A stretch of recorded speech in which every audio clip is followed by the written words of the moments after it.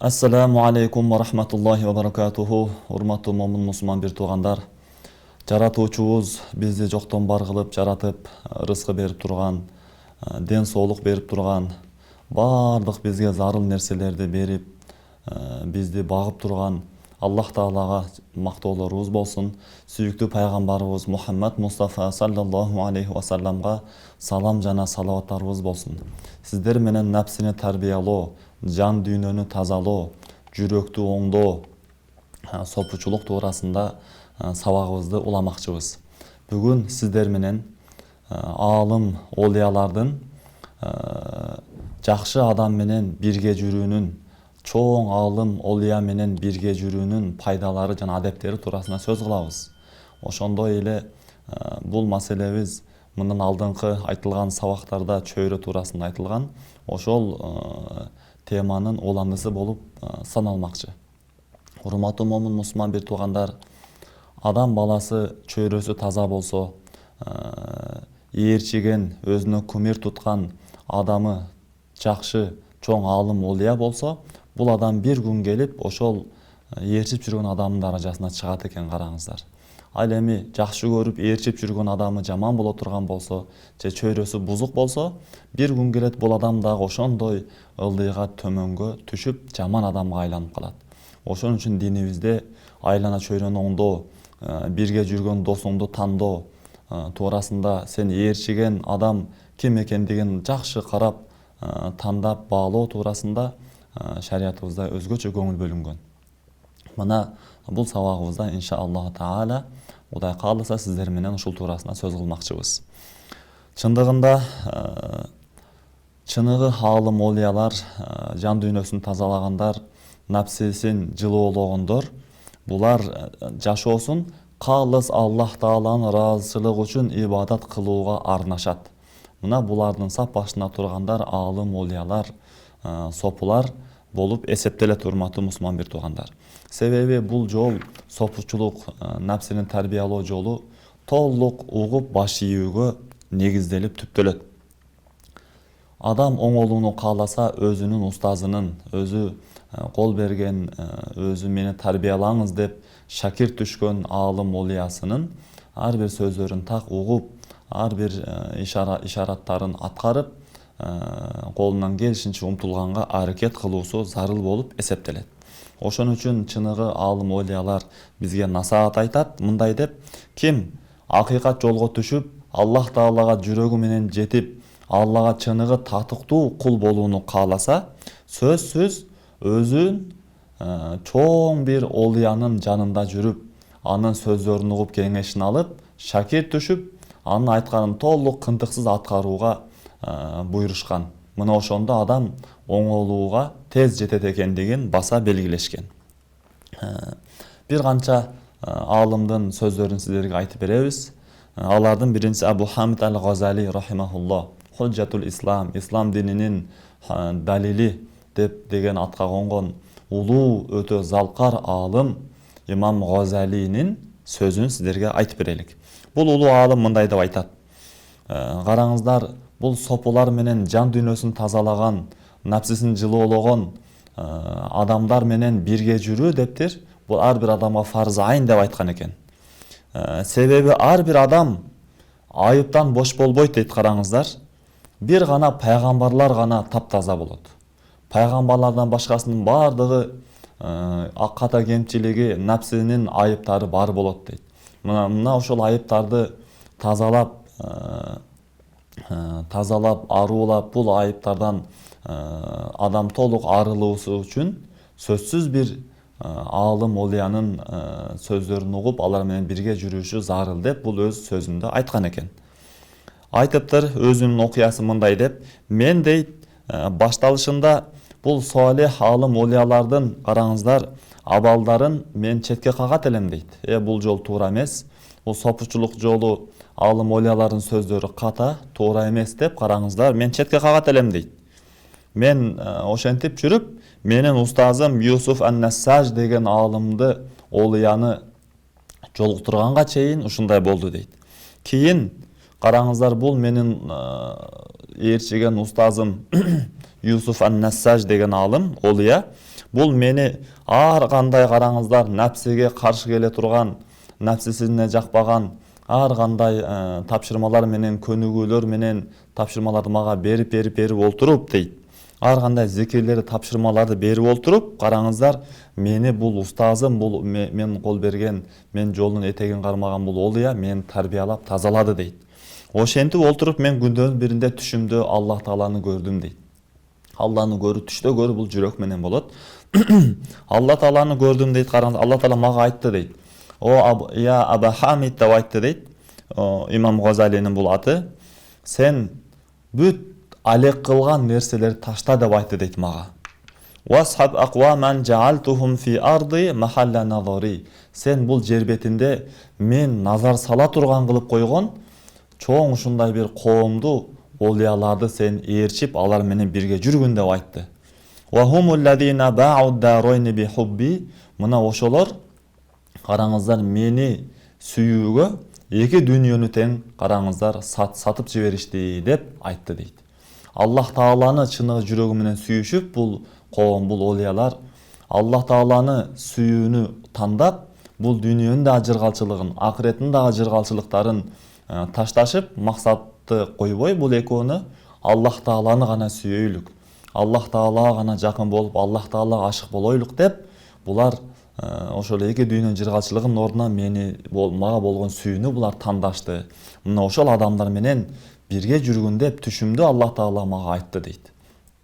Мен айттым дейт Аллах Таалага түшүндө, улуулугуңа ант, о Аллахым, мен ал адамдарды, бул коомду мен жакшы көрөйүн, булар туурасында оюм жакшы болсун деп Алла Тааладан сурадым дейт. Аллах Таала айтыптыр, ооба мен ошондой кылып койдум деп айтыптыр, караңыздар. Сен мени алардын ортосун тосуп турган нерсе бул сенин дүйнөгө болгон сүйүүң деп айтыптыр. Караңыздар, чыныгы олияны адам эгер жүрөгүнө дүйнөнү сүйүү бар болсо, чыныгы олияларды, чыныгы таква адамдарды бул адам жакшы көрбөй калат экен. Мына ошентип айтыптыр, караңыздар. Айтыптыр Аллах Таала, фахруж минха мухтарон қобран тахружа минха сагирон. О Абу Хамид Газали, сен бул дүйнөдөн сен өзүң кор болуп таштап чыкканга чейин каалап сен бул дүйнөдөн чык деп айтыптыр. Мааниси, дүйнөгө болгон кызыгуудан, дүйнөнү болгон сүйүүдөн, дүйнөгө болгон ачкөздүктөн өзүң каалап таштап чык, жүрөгүңдөн чыгар деп Аллах Таала айтты дейт. Фақад афамту алейка анварон мин живари кудси. Аллах Таала айтыптыр, мен сага өзүмдүн улуулугумдан сага мен эмне нурларды бердим, сага нур жаадырдым деп Аллах айтты дейт. Мен ушунчалык катуу кубанып, сүйүнүп, аябай катуу шаттанып, мен ойгоноорум менен устазым, шейхим Юсуф ан-Нассажга бардым дейт. Барып ага көргөн түшүмдү айтып бердим. Ал жылмайып туруп айтты дейт мага устазым, олия. О Абу Хамид, бул биздин, сен көргөн түштү айтып жатат, бул биздин, бул жолубуздун башталышында биз көрө турган тактайчаларыбыз болуп эсептелет деп айткан экен.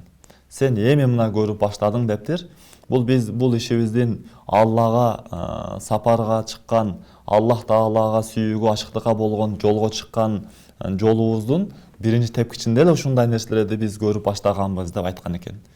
Бал ин сахибтани саттук халу басиратука би исмидит таид деп айткан экен. Мааниси, эгерде сен мени бекем тутуп, айткандарым так аткарып, мен менен көп бирге жүрө турган болсоң дейт, сенин жүрөгүңдүн көзү, караңыздар, ушунчалык сурма менен, Алланын кубаттоо сурмасы менен сен жүрөгүңдүн көзү, жүрөгүңдүн басират көзү сурмаланат деп айткан экен. Сен мындан дагы өтө башкача аябай керемет нерселерди көрөсүн.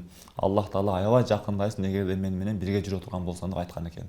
Караңыздар, урматтуу мусулман бир тууганым, сиз бирге жүргөн досуңузду, бирге жүргөн чөйрөңүздөгү сизди ээрчиген адамды, аалымды тандоодо эч качан жаңылбаш керек.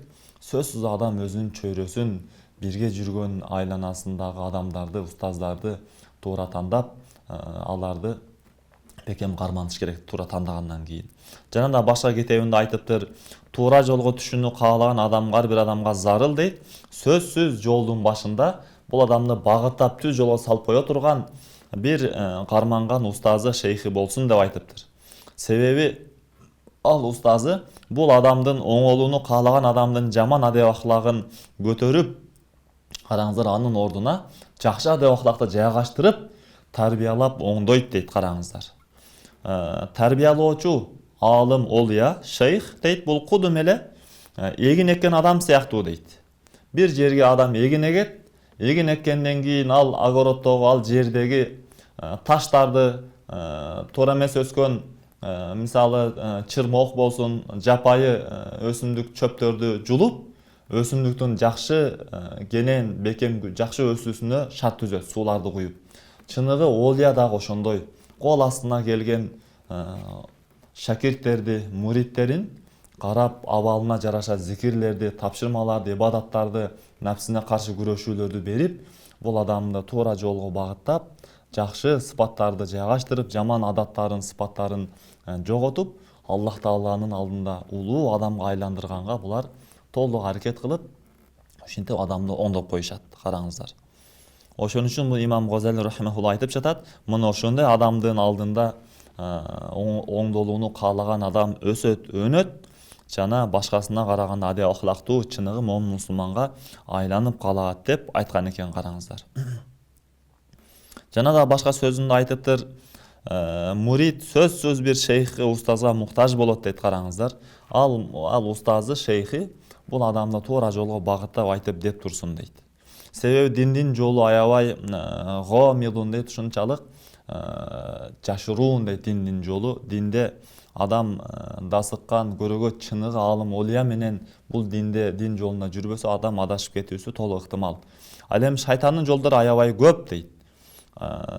Сөзсүз багыттаган бир адам керек. Шайтанды караңыздар, ким шайтанды ээрчи турган болсо, бул адам, шайтан ал адамды албетте жаман жолдорго адаштырып коет дейт. Караңыздар. Шейх карманбаса, шайтан бул адамды адаштырат. Ал эми ким, мисал катары айтып жатат, ким чөлдөргө, талааларга ушундай бир эч бир баштоочусуз, жол көргөзүүчүсүз чыкпаса, бул адам сөзсүз адашып калат дейт. Караңыздар. Ошол сыяктуу сөзсүз жол баштоочу, бул динде жол көргөзгөн устазы керек дейт. Жана да бир мисал келтирип жатат. Дарак сыяктуу дейт. Караңыздар, өзү өскөн дарак сыяктуу. Эгер дарак өзү өсүп ала турган болсо, аны бирөө атайын эгип, олтургузуп, бутап, суу куюп, чабып айланасы түбүн, ушундай кылган адам болбосо, негиз дарак өспөй калат. А бирок өзү өсө турган болсо дагы, суу куюп, тарбиялап, карап, көзөмөлдөп турган бирөө жок болсо, ал дарак дароо соолуп калат. Ошондуктан ал эми өсө турган болсо дейт, мөмөсү жок болуп калат дейт. Өзү өскөн адам дагы ошондой болуп калат дейт. Ошон үчүн жакшы өсүү үчүн, кийин жакшы тарбиялангандан кийин эл журтка, адамдарга, мамлекетке, жалпы айланасындагыларга жакшы пайдасын бере турган мөмөлүү дарак сымал болуу үчүн сөзсүз бир алымды, олияны, адептүү, жакшы шейхти, устаздын жолун кармап, анын этегин тутуп, анын сөздөрүн аткарып тарбиялануусу зарыл экендигин баса белгилеп айткан экен. Караңыздар. Дагы башка жерде мындай деп айтыптыр. Алла субханаху ва таала эгерде бир бендесине жакшылык каалай турган болсо, өзүнүн напсисинин айыптарын көргүзөт дейт бул адамга. Ошентип бул адамдын жүрөгүнүн көрөгөчтүүлүгү күчөп, напсинин айыптарын, кемчиликтерин биле баштайт дейт. Качан напсисинин жаман кемчиликтерин билсе, анан оңдоого киришет, анан ошол кемчиликтерин, жүрөгүнүн ооруларын дарылаганга мүмкүн болот. Көп адамдар өздөрүнүн напсисин билбейт дейт. Өзүнүн караңыздар көзүндөгү чоң кирди көрбөйт дагы. Караңыздар, ал эми бирөөнүн кичинекей эле бир аз кемчиликтерин көрүп, өзүнүкүн көрбөй калат. Ошентип адам бузулуп калат экен. Ким айтыптыр имам Газали, өзүнүн айыбын, напсисинин кемчиликтерин, жүрөгүнүн ооруларын билүүнү кааласа, бул адамга 4 жол, 4 ыкма бар дептир. Ошол ыкмалардын биринчиси дептир, караңыздар. Биринчиси, адам напсинин айыптарын жакшы биле турган көрөгөч бир олиянын, шейхтин алдында олтурушу зарыл деп айткан экен. Караңыздар. Ал ошол жүрөктүн ооруларынын апааттарын, жаман ооруларды билген, ошондой эле караңыздар аны дарылоонун жолдорун билген бир шейхтин алдында отурсун, ошол шейхке өзүнүн мындай тапшырсын деп айткан экен. Жана ошол шейхтин айткандарын толук аткарсын, ар бир тапшырмаларына бекем болсун.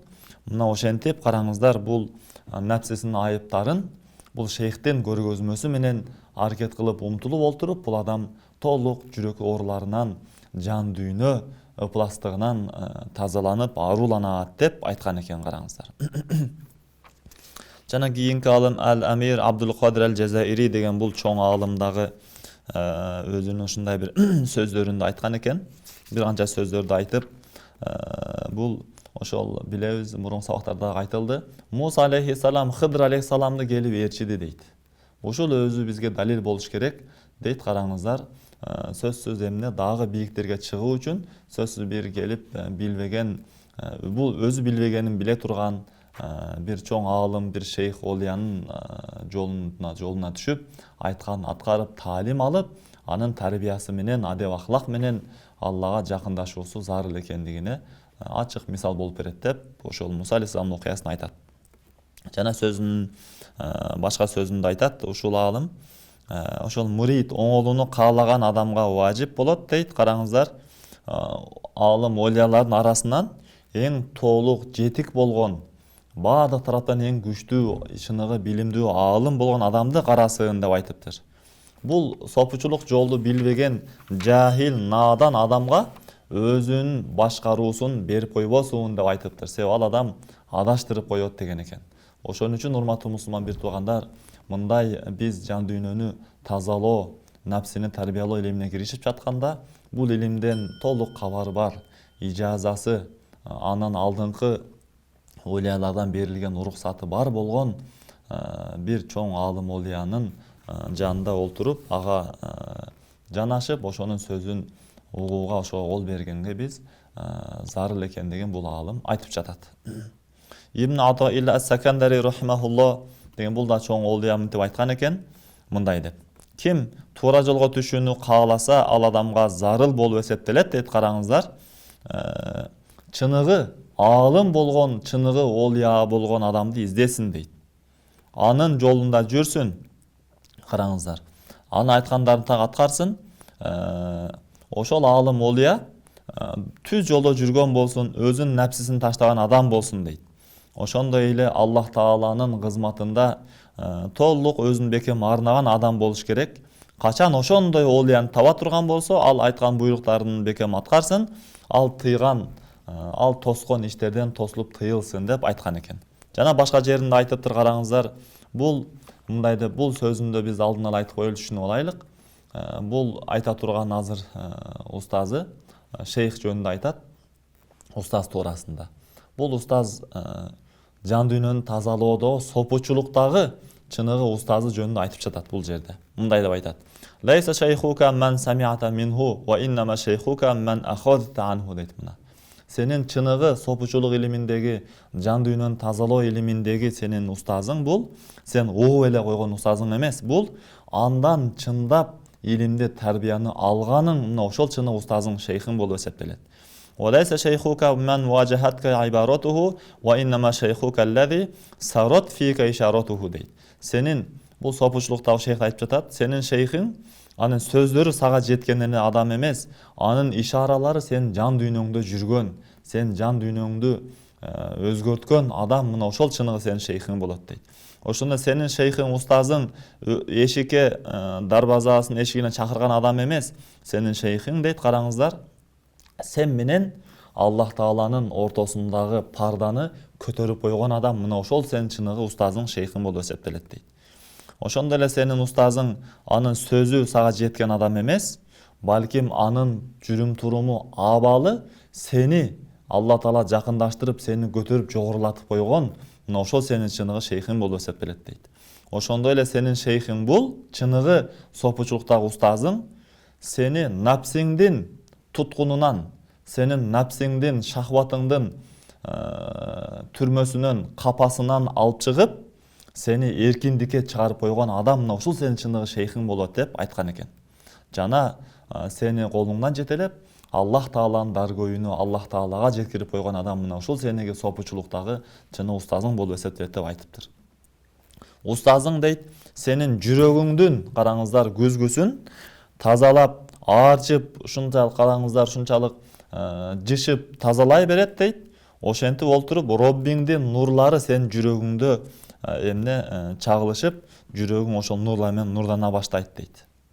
Аллах Таалага сени жогорулатып, Аллах Таалага сени жеткирет дейт караңыздар. Ошентип Аллах Субханаху ва Таалага сени алып барат даргөйүнө. Алып бараттагы чыныгы олуя сени бүт напсиңдин ката кемчиликтеринен тазалап, бүт сени напсиңдин кирлерин жууп, тазалап, жышып, ышкап, сени толук тарбиялагандан кийин ар кандай вазифалар менен, тапшырмалар менен, зикир, ибадаттар менен сени тапшырмалар менен оңдогондон кийин дейт караңыздар, Аллах Тааланын алдына сени таштап коет дейт, мындай деп караңыздар. Аллах Тааланын даргөйүнө сени алып барат жана айтат: "Ва кала ха анта ва роббак", мына сен эми Аллах Таала менен сен өзүң мамилеңни уланта бер.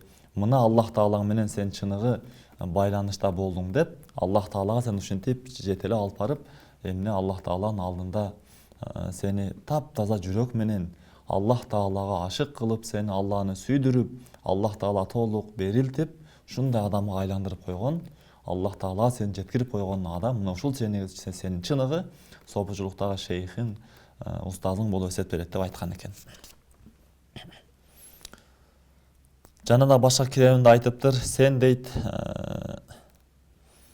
абалы жүрүм туруму сени оңдоп таштай турган адам менен бирге жүргүн дейт караңыздар. Сен сөзү менен эле сени туура жолго багыттап кое турган эмес, өзүнүн жүрүм туруму менен, абалы менен, ал адамды көрсөңүз сизге Алла эсиңизге түшө турган ушундай бир чыныгы олия менен бирге жүргүн деп айткан экен. Шейх Абдул-Кадир Жилани деген бул да аябай улуу, өтө залкар, чоң алым болот. Бул дагы ыр менен айткан экен мындай деп: "Ва ин саадал мaqduru aw saqaqal qada ila shaykhin haqqin fil haqiqati bari'u" дейт. Мааниси, эгерде Кудай Тааланын тагдыры менен дейт караңыздар, Алла Таала жардам берип, тагдыр сени кыскасы айдап, чыныгы шейхке алып бара турган болсо, сен чыныгы шейхти таба турган болсоң дейт, ал шейхиң, устазың ушул акыйкат илиминде толук чебер адам болсун дейт. Анда ошол адам тапкандан кийин аны разы кылгын дейт. Разы кылганга аракет кылгын, анын максатын ээрчигин, айткан сөздөрүн, жана андан алдын сен шашылып аткарып жүргөн жаман, туура эмес иштериңди сен таштагын дейт. Жана устазың ошондой олияны колун кармагандан кийин, олияга шакирт түшүп мурит болгондон кийин, ошол устазыңдын кээ бир иштерин сен түшүнбөсөң дагы, сен ага каршы чыкпагын дейт. Себеби устазга, олияга каршы чыга берүү, караңыздар, бул анда сени алысташтырып коет деп айткан экен. Сен дейт караңыздар, Хыдыр алейхиссаламдын окуясынан сен эмне кылгын, сен үлгү алгын дейт. Хыдыр алейхиссалам, Муса алейхиссалам ортосунда көп окуялар болгон, тарыхын билгендер билет. Хыдыр алейхиссалам жаш баланы өлтүрүп коет. Муса алейхиссалам көрүп, акыйкатын түшүнбөстөн ага каршы чыгат. Мына ошол жерде Калим, ошо Муса алейхиссалам болсо аны болушуп, талашып, тартышкан болот. Ошол окуядан сен үлгү ал деп айткан экен. Чыныгы ошол чоң күч, чыныгы кайра баса белип айтып жатат, урматтуу мусулман бир туугандар, чыныгы алым, олиянын бардык иштерине биз түшүнбөсөк эле каршы чыга бербешибиз зарыл экен.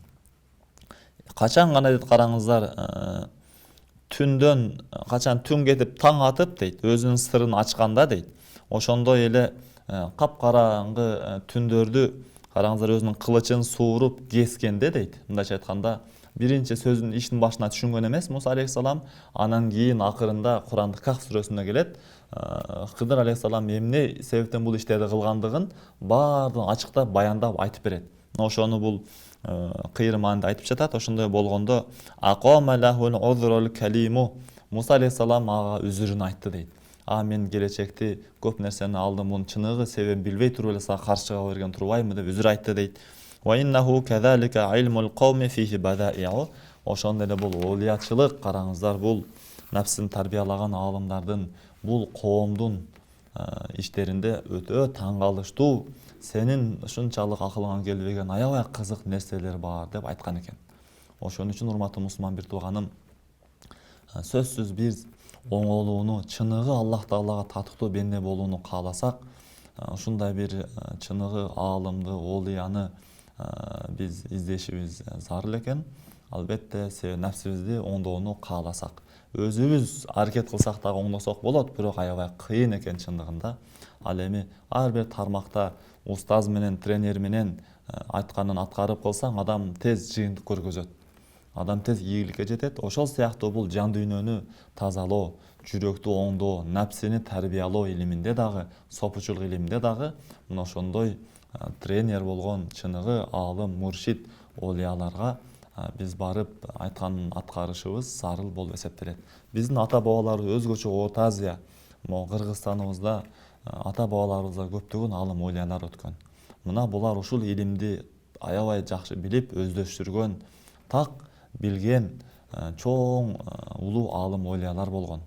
Биз ошо ата бабаларыбыздын жолунан салттуу исламды бекем карманып, урматтуу мусулман бир туугандар, акыйдабызды, карманган фикх мазхабыбызды, ошондой сопучулук, жан дүйнөнү тазалоо, напсини тарбиялоо илимин кармана турган болсок, ушул негизги 3 илимде туура жолдо боло турган болсок, бул дүйнө жана акыретте баардыгыбыз иншалла бактылуу болобуз. Жана да урматтуу мусулман бир туугандарым, Шейх Абдул Вахаб аш-Шарони деген бул чоң олия дагы айткан экен сөздөрүндө, караңыздар. Менин дептир бул өзүнүн окуясынын башынан өткөн абалын айтып берип жатат. Мен дейт биринчи өзүм, караңыздар, нәпсиме каршы күрөш баштадым дейт. Эч бир устаз карманбастан, шейхтин колун кармабастан туруп дейт, устаз тандабастан туруп, мен караңыздар Рисала Кушария китебин окуп жүрдүм дейт. Аварифул Маариф китебин, Кут деген Имам Газалинин Ихя китептерин мен окуп жүрдүм дейт. Мен ошол китептерди окуп, өзүм жеке тарбиялап, өзүм оңдоого аракет кылып жүрдүм дейт. Бирок дейт, бир китепти окуйм да, бир ишти кыламын, барып олтуруп, бир канча убакыт мөөнөт аткаргандан кийин китеп окусам, анын башкасын кыл дейт. Анан кайра аны кылып жүрдүм. Кыскасы бирин таштап, бирин кылып, бирин таштап, бирин кылып, урматтуу мусулман бир туугандарым, бул бирок чын жүрөгүнөн умтулган экен, бирок натыйжага жетпей жүргөн экен. Мына ошентип жүрүп дейт, караңыздар, мен өзүмдүн ошол устазыма мен жолуктум деп айткан экен да, караңыздар. Устазыма жолугуп, устазым болсо мага эмне пайдалуу, кайсыл жол туура, кайсыл жол ийгиликтүү болот. Чындыгында бул жашоодо дагы биз билебиз. Мисалы аптекага барсак, дарыканага барсак, дарылар толтура. Бардык дарылар эле ошо ооруларга деп жасалган. А бирок врач табып сизге эмне кылат? Сизге жазып берет.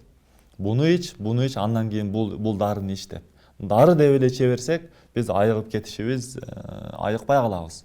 Качан дарылардын арасынан дагы сизге пайдалуу болгон, сиздин ооруңуздун абалына жараша, ооруңуздун түрүнө жараша, урматтуу, сиздин ден соолугуңузга, кыскасы баардык тарабын көңүлгө алып, чыныгы чебер врачтар эмне кылат? Сизге жазып берет, ушул дарыны алып ичкин деп. Мына олиянын дагы иши мына ушул сыяктуу экен. Сиздин напсиңизди карап, абалын билип түшүнгөндөн кийин, толук сизди көзөмөлдөгөндөн кийин, сизге туура жолду көргөзүп айтып берет экен, караңыздар. Шейхтин мисалы дептир, ажылар Меккеге капкараңгы түндө бара жаткан сыяктуу дейт. Капкараңгы түндө ажылар Меккеге илгери албет билебиз, жөө барган же улоо менен төө аттарды минип барган. Ошондой абалда капкараңгы түнү жолду билбеген адам адашат. Меккеге барам дейт, бирок башка жака кетип калат, тескери тарабына. Ошондой эле адам, оңолууну каалаган адам, сөзсүз бул жолдо түз багыт менен баруу үчүн олия зарыл экендигин ушундай деп айтып деп түшүндүрүп берген экен. Караңыздар, бул мисал келтирип айтып жатат. Имам Газали дейт, караңыздар. Имам Газали, Имам Шейх Аззуддин ибн Абдиссалам деген өтө улуу аалым, олиялар болгон. Имам Газали Худжатул Ислам, исламдын далили деп, ислам дининин далили деп аталган улуу чоң атка конгон. Ошондой эле Аззуддин Абдиссалам деген аалым, бул Султанул Улама, аалымдардын падышасы, султаны деген атка конгон. Мына ушундай улуу аалымдар, илимди ичип жеп койгон ушунчалык залкарлар Бул нәпсini тәрбиялоо, сопучулук илимине киргенге чейин айтып жүрүшкөн экен. Ким деген экен караңыздар? Биздин колубуздагы илимден башка дагы илим бар деген болсо, бул адам Аллага жала жапкан болот деп, илимдерине мачырканып, илимдерине таянып, бул сопучулук жолду четке кагып жүрүшкөн экен. Бирок күндөр өтүп, убакыт өтүп, имам Газали рахимахулло, бул болсо жана айткан Юсуф ан-Нассаж деген алымды олияны карманып, ал эми бул Айзидун Абдесалам рахимахулло болсо Абул Хасан аш-Шазили деген олиянын олияга жолугуп, булардын абалын билип, булардын сөздөрүн угуп, булардын тарбиясын алгандан кийин мындай деп айтышкан экен, караңыздар, сөздөрү бар экен да, мындай деп: "Ма арафтул ислам ал-камила илля бa'da ijtima'i ala Şeyh Abul Hasan ash-Shazili radiyallahu anhu ardох" деп айткан экен Айзидун Абдесалам рахимахулло. Мен чыныгы толук исламды Şeyh Abul Hasan ash-Shazili менен бирге жүргөндөн кийин анан билдим деп айткан экен, караңыздар. Караңыздар, урматтуу мусулман бир тууганым, ошон үчүн оңолууну каалаган адамга бул жан дүйнөнү тазалоо илимине албетте астейдил кирүү зарыл болуп эсептелет экен. Абу Али ас-Сакафи деген дагы алым өзүнүн бул сөздөрүнүн китебинде мындай деп айтыптыр: эгерде адам илимдин баардыгын топтоп алган болсо, адамдардын ар кандай тайпаларын менен бирге жүргөн болсо дейт, ал чыныгы улуулардын даражасына жетпейт, өзүнүн напсисине каршы күрөшкөнгө чейин.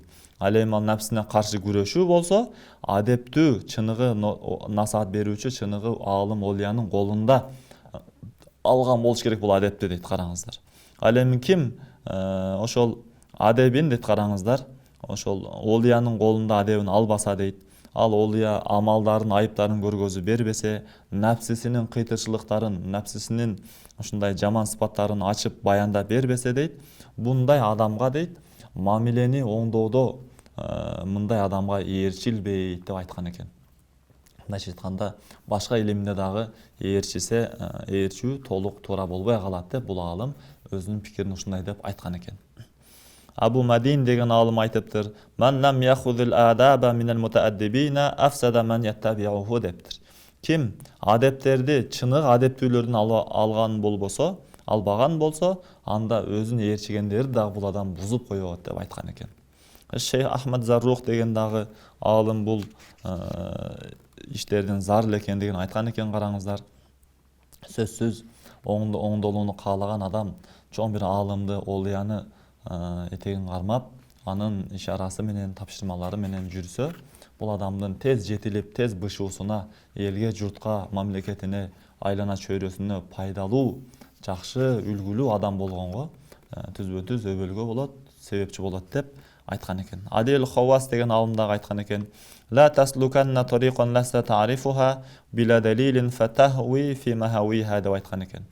Сен билбеген жолго сен түшпөгүн дейт, анын жолдун чуңкурларын, жарларын, караңыздар, чыгылып чалым түшө турган жерлерин сага түшүндүрө турган, билдире турган далилсиз, ошондой жолду биле турган адамсыз бир жолго түшпөгүн деп ушул сопучулук жолду айткан экен. Шейх Мухаммад ал-Хашими деген да чоң алым, бул да өзүнүн сөздөрүндө мындай деп айткан экен, урматтуу мусулман бир тууганым.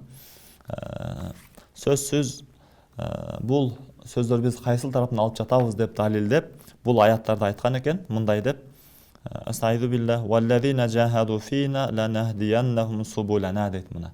Ким биздин Алла Таала айтат, ыраазычылыгыбыз үчүн ким аракет кылып напсисине каршы күрөшүп, Аллах Таалага жетемин, Алланын чыныгы бендеси боломун деген умтулуп, аракет кылып, тырышып, напсы менен урушуп, аракет кылып умтулса, биз аннык жолдорубузга, түз жолдорубузга биз ал адамды баштайбыз деп айткан экен, караңыздар.